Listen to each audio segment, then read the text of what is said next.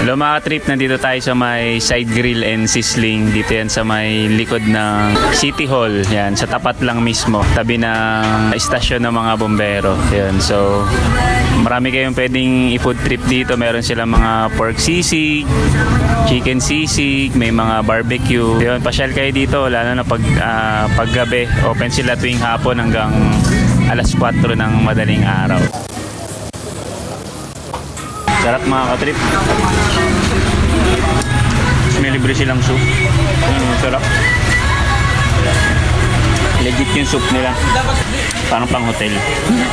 Sarap. Ang gulamang.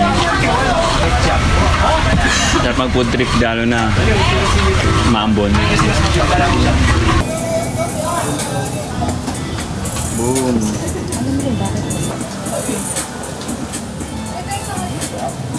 Sarap na yung show nila, panalo.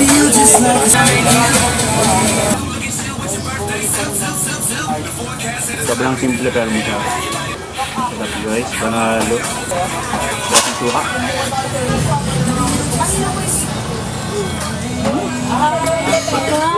Panalo.